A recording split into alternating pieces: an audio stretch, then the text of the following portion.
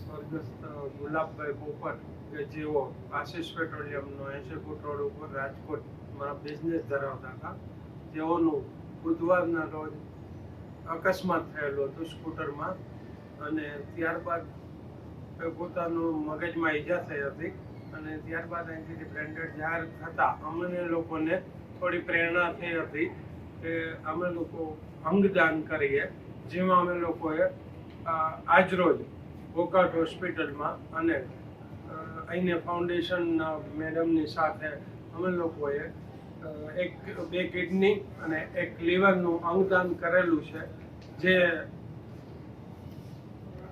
બીજા વ્યક્તિના કામ બીજા લોકોને બી અમે અનુરોધ કરીએ છીએ કે અમારી જેમ, અમારા પોપટ પરિવારની જેમ પણ આપ પણ તમારા કોઈ સ્વજનો ગુમાવો ત્યારે જો બ્રેન્ડેડ હોય તો અમારી પ્રેરણા લઈ અને આપ પણ અંગદાન માટે આગળ આવો.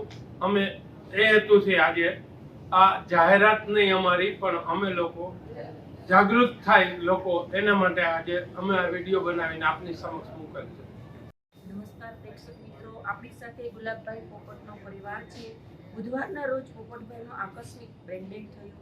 વોકાટ હોસ્પિટલ ખાતે પોતાની જાતે જ ડોક્ટરો અને મેડિકલ ઓફિસર સાથે અંગદાનની વાત કરી અને પોપટભાઈની પુણ્ય આત્મા અમર રહે એ માટે એ લોકોએ 2 કિડની અને લીવરનું દાન કરી અને સમાજમાં એક અનેરો દાખલો બેસાડ્યો છે. આ રાજકોટનો 112 નંબરનું ઓર્ગન ડોનેશન છે.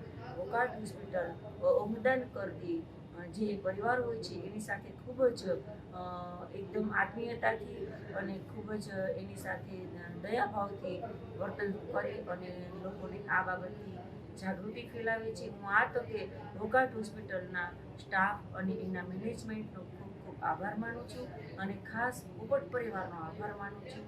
ધન્યવાદ.